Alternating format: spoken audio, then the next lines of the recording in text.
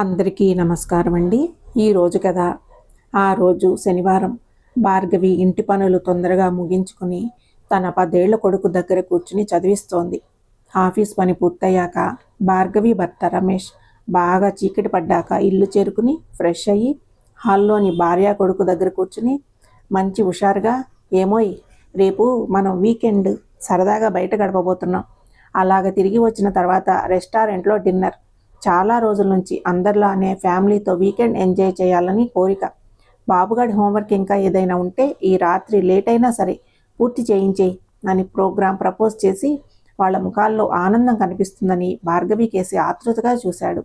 భార్గవి ఏం మాట్లాడకుండా పిల్లాడికి చదువులో సందేహాలు తీర్చడంలో నిమగ్నమైపోయింది. ఇదేంటి, ఇంత సంతోషకరమైన విషయం తెలుసుకున్న భార్య ఎగిరి గంతేయాలే, మరి ఈవిడేంటి మౌనముద్ర దాల్చింది? రమేష్ లోలోనే మదన పడుతున్నాడు. నిశ్శబ్దాన్ని ఛేదిస్తూ భార్గవి, నేను రాలేను, మీకు వెళ్ళాలని ఉంటే మీతో మరొక ఆవిడని తీసుకువెళ్ళండి, ఆవిడతో సరదాగా టైం గడపండి అంది. భార్య ధోరణికి ఆగ్రహించాలో ఆశ్చర్యపడాలో తెలియక ఆమె మొహంలోకి చూశాడు. ఆమె ముఖంలో ఎక్కడా కోపం ఛాయలు కానీ విసుగు కానీ కనిపించలేదు. అయినా భార్య మనస్తత్వం బాగా తెలుసు కాబట్టి అపార్థానికి తావులేదు. కొంచెం నిరీక్షించి, అదేంటి డార్లింగ్, అలా అంత మాట అన్నావేంటి? నేను పరశ్రీ వ్యామోహం ఉన్నవాడిలా కనిపిస్తున్నానా? నీకు బదులుగా ఇంకొక ఆవిడతో షికార్లు డిన్నర్లునా? నా క్యారెక్టర్ పద్ధతులు తెలిసి కూడా ఎగతాళిగానైనా నువ్వు అలాగా అంటావని ఊహించలేను. నిన్నెంతగా ప్రేమిస్తున్నానో ఇన్నేళ్లుగా. ఇదేనా నీ అభిప్రాయం? నీ ఈ మాటల్ని ఎలా అర్థం చేసుకోవాలో తెలియడం లేదు. చెప్పు, నీ బుర్రలోకి ఆలోచన ఎలా వచ్చింది? పోనీ ఆ మరొక ఆవిడెవరు? ఉరకలతో ఉన్న నా ఉత్సాహం మీద నీళ్లు కుమ్మరించేశావు భార్గవి. నువ్వు రాలేకపోవడానికి సరైన కారణమే ఉండొచ్చు, కానీ నాతో మరో స్త్రీని, చిచి ఏంటిది డార్లింగ్? బతిమాలే విధంగా ఆమె చేతులు పట్టుకుని దగ్గరగా తీసుకున్నాడు. కొడుక్కి అర్థం కాని పరిస్థితి. అమ్మా నాన్నని అలా చూస్తూ నిలబడిపోయాడు. అమ్మకేసి చూస్తే కను సంగినతో ఏదో చెప్పింది. భర్తని జాలిగా చూసి ఓ నవ్వు నవ్వి, మహానుభావ, తమరు అంతలా ఫీల్ అయిపోకండి. బాబుకి ఏదో ప్రాజెక్ట్ ఇచ్చారట, సోమవారం స్కూల్ వాళ్ళకి అందచేయాలని నా హెల్ప్ అడిగాడు. అందుకు నేను రావడం కుదరదు. ఇకపోతే నాకు బదులుగా ఇంకొక ఆవిడని కూడా తీసుకెళ్లి సరదాగా గడపమన్నది ఎవరితోనో కాదు, నా అత్తగారిని, అంటే మీ అమ్మగారిని. చాలా రోజులైంది ఆవిడ్ని కలిసి కాలక్షేపం కబుర్లు చెప్పుకుని. ఆవిడ మీకే కాదు నాకు అమ్మే. తల్లి ప్రేమను మీతో బాటే సమంగా పంచి కోడలుగా కాకుండా కూతురులా చూసుకున్నారు. ఎందుకంటే మీ అక్క తనకి చాలా దూరంలో అమెరికాలో ఉందేమో, అందుకు ఆవిడ నాలో కూతుర్ని చూసుకుంటూ ఉంటారు. ఎందుకో నాకు అత్తయ్య మీదకి మనసు మళ్ళింది. ఒకవేళ నేను మీతో వచ్చినా ముందు అత్తయ్య ఇంటికే వెళ్ళి ఆవిడని మనతో కూడా సరదాగా తిప్పి వీలైతే రాత్రికి అక్కడే ఉండి మర్నాడు మన ఇంటికి వచ్చేవాళ్ళం. నా ప్రోగ్రామ్ షెడ్యూల్ ఇలా ఉంటుంది. మీరెళ్తే ఆవిడ ఇలాగే చెప్పి చేయిస్తారు మహాశయ. అంచేత ఈసారి వారాంతపు ప్రోగ్రాం అత్తయ్యతోనే మీది. భార్గవి మొహంలో వర్ణించలేని ఆనందకరమైన హావభావాలు. తల్లి మాటలకు వంత పలుకుతూ, అవును డాడీ, నానమ్మ మనతో ఎందుకు ఉండదు? నేనంటే నానమ్మకి ఎంతో ఇష్టం. బోలెడు కథలు అవి చెప్తుంది. తీసుకొచ్చే డాడీ. తల్లి కొడుకులు ఆ పెద్దావిడ మీద చూపించిన అవాజ్యమైన ప్రేమకి రమేష్ కళ్ళు ఆనందంతో చెమర్చాయి. కొడుకు మనోభావానికి పొంగిన రమేష్, నీకు తెలుసుగా, తాతయ్య నానమ్మ ఆ ఊరొదిలి రారు. స్వంత ఇల్లు ఊరు మమకారం ఎక్కువ. ఉద్యోగరీత్యా నేను ఈ పట్టణంలో వాళ్ళకి 20 కిలోమీటర్ల దూరంలో ఉండాల్సి వచ్చినందున అప్పుడప్పుడు చూడడానికి నేను మమ్మీ వెళ్ళి వచ్చేవాళ్ళం. నువ్వు పుట్టాక కూడా అలాగే జరిగేది. తాతయ్య చనిపోయిన తర్వాత నానమ్మని ఇక్కడ ఉండమని బతిమలాడం మమ్మీ నేను. ఆ ఇల్లు వదిలి రాలేను అంది. సరేలేనని ప్రతి నెల ఆవిడ ఖర్చులకి డబ్బు పంపిస్తూ వీలైనప్పుడు చూసి రావడం, ఫోన్లో క్షేమం కనుక్కోవడం. వెంటనే ఏదో స్ఫురించినట్లు, డాడీ మీ ఫోన్ ఇలా ఇవ్వండి అని ఫోన్ అందుకుని నానమ్మకి రింగ్ చేసి, హాయ్ నానమ్మ, ఎలా ఉన్నావు?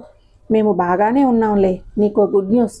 డాడీ రేపు నీ దగ్గరికి వచ్చి రోజంతా నిన్ను అన్ని చోట్లకి, నువ్వెక్కడికంటే అక్కడికే కారులో తిప్పి సినిమా చూపించి ఆ తర్వాత మంచి రెస్టారెంట్లో డిన్నర్ చేసిన తర్వాత నువ్వు ఆ రాత్రికి ఉండిపోమ్మంటే ఉండిపోయి రాత్రంతా నీతో బోలెడు కబుర్లు కథలు చెప్పుకుని హాయిగా నీ జోలపాటతో నిద్రపోయి తెల్లవారుతూనే లేచి నీ చేతి కాఫీ తాగి కారులో తిన్నగా డాడీ ఆఫీస్కి వెళ్ళిపోతారు. చెప్పిన కొడుకుని చూసి రమేష్ తన కొడుకుని గుండెలకు హత్తుకుని, నా వంతు నువ్వే పూర్తిగా మాట్లాడేశావు. రేపు నానమ్మ రోజంతా ఇదే తలుచుకుని మురిసిపోతుంది చూడు అంటూ మరుసటి రోజు ఉదయాన్నే లేచి దైవ ప్రార్థన అయ్యాక భార్గవి అత్తయ్య గారికి భర్తకి పదార్థాలను తయారు చేసి క్యారియర్ సర్ది రమేష్ చేతికి అందించి కారు వరకు వెళ్ళి బై చెప్పింది. రమేష్ తన భార్య ఔన్నత్యాన్ని మనసులోనే పోడుకుంటూ అమ్మ ఇంటికి ప్రయాణమయ్యాడు. మధ్యలో ఓసారి అమ్మ ఫోన్ రాగానే టైం చూసి చేరుకునే టైం చెప్పి అమ్మని తయారుగా ఉండమన్నాడు. మరో 20 నిమిషాల్లో వాళ్ళ ఊరు చేరుకున్నాడు. అమ్మకి తెలియచేశాడు. కాసేపట్లో గుమ్మ ముందు ఎదురుగా చూస్తున్న అమ్మ ప్రత్యక్షం. కారు దిగుతూనే అమ్మ పాదాలకు నమస్కరించి లోనికి వెళ్ళిన తనని అమ్మ ప్రేమతో హత్తుకుని నుదుటి మీద ముద్దులు కురిపించింది. యోగక్షేమాల కబుర్లయ్యాక అమ్మ ఇచ్చిన కాఫీ తాగి కారులో తిప్పడానికి సన్నద్ధమై అమ్మతో కారు వద్దకు చేరి అమ్మ కోరికలేంటో తెలుసుకుని కారులో బయలుదేరారు ఇద్దరు. మందిరాలు అవి అయ్యాక మధ్యాహ్న భోజనం ఉన్న క్యారియర్లో ఓ పార్కులో ఏకాంతంగా ఉన్న సిమెంట్ బెంచ్ మీద కూర్చుని భోజనం చేశారు. కోడలి వంటని మెచ్చుకుంటూ ఆరగించింది ఆ పెద్దావిడ.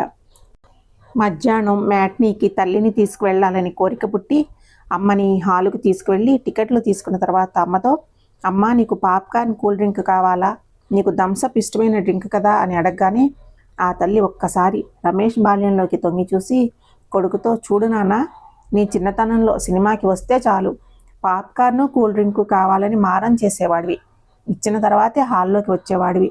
ఇప్పుడు నువ్వే నన్ను అడుగుతున్నావు, తలుచుకుంటే నవ్వొస్తోంది. సరే ఇద్దరికీ తీసుకో.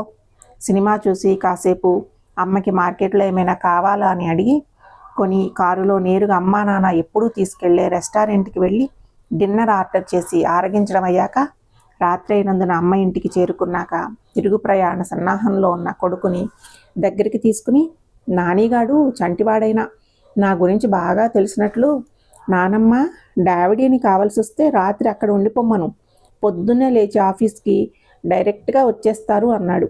అందుకని ఈ రాత్రిపూట కారు ప్రయాణం ఇష్టం లేదు నాకు, ఇవాళ నా దగ్గర ఉండిపోనాయనా. బాలవాక్కు బ్రహ్మవాక్ అన్నారు. చంటాడు ఆ మాట ఎందుకన్నాడో ఏమో. నిజానికి రమేష్కి కూడా అమ్మ దగ్గర ఉండాలనే ఉంది. అమ్మ అలా అడిగినా వెంటనే సరేనని తల్లి పక్కనే చంటి బిడ్డ అయిపోయాడు. రమేష్ మరుసటి రోజు ఉదయాన్నే అమ్మ దగ్గర సెలవు తీసుకుని కారులో నేరుగా ఆఫీస్కే వెళ్ళిపోయాడు.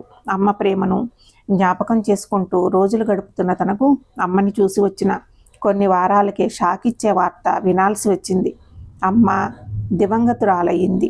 మధ్యలో ఓసారి భార్యా పిల్లాడితో అమ్మ దగ్గరికి వెళ్ళాలని అనుకున్నా ఏదో అవాంతరం వలన వీల్లేకపోయింది. ఆ దుర్వార్త వినగానే కుమిలి కుమిలి ఏడ్చారు ముగ్గురు. అమెరికా అక్క రాగలిగింది, అదే పెద్ద ఊరట. అన్ని కార్యక్రమాలు సాంప్రదాయబద్ధంగా పూర్తి చేసి అమ్మ రుణం తీర్చుకున్నారు అక్క తమ్ముడు. అమ్మ జ్ఞాపకాలతో యథాలాపంగా కాలం గడుపుతున్న తరుణంలో ఓ రోజు కొరియర్ ద్వారా కవర్ ఒకటి వచ్చింది. అందుకొని తెరిచి చూస్తే అది తాను అమ్మ వెళ్ళిన రెస్టారెంట్ నుంచి. అందులో 2 గెస్ట్ల కోసం చెల్లించిన బిల్లు, రసీదు, దానితో పాటు ఒక లెటరు. రమేష్ ఆతృతగా చూసి తన అమ్మ రాసినదని తెలుసుకొని చదవడం మొదలుపెట్టాడు. నానా రమేష్, నువ్వు నాతో గడిపిన ఆ క్షణాలు ప్రపంచంలో ఎక్కడా దొరికినంత సంతోషాన్ని, ఆనందాన్ని ఇచ్చాయి. ఇది నీకు చేరి నువ్వు చదివే సమయానికి నేను ఈ ప్రపంచంలో ఉండను. మళ్ళీ ఈ రెస్టారెంట్కి నువ్వు రావాలి. నీతో నేను రాను, మరో స్త్రీతో రావాలి, అదే నీ భార్యతో. మీ నాన్న నన్ను పువ్వుల్లో పెట్టి చాలా అపురూపంగా చూసుకున్నారు. తర్వాత పిల్లలు మీరు నన్ను చక్కగా చూసుకున్నారు. నేను కోరేది ఒకటేనయ్యా, నీ భార్యని ప్రేమగా చూసుకో. ఆమెకి నీతో గడపాలనే ఉంటుంది.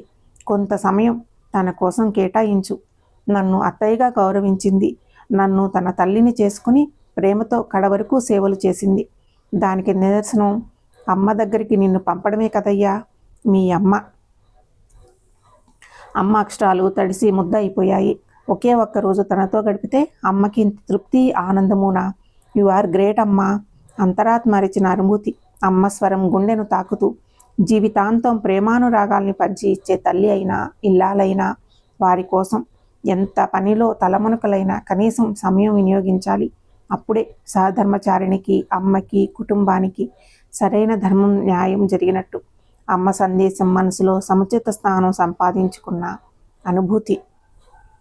ఈ కథ సమాప్తం. ఈ కథను రచించినది శ్రీనివాసరావు గారు. ఈ కథ మీకు నచ్చినట్లయితే ఛానల్ని సబ్స్క్రైబ్ చేసుకోండి. ఛానల్లోని మిగతా కథలను ఫాలో అవ్వండి. మీ స్నేహితులకి, బంధువులకి షేర్ చేయండి, లైక్ చేయండి. ఈ కథ గురించి మీ అభిప్రాయాన్ని కామెంట్ రూపంలో తెలియచేయండి. Thank you.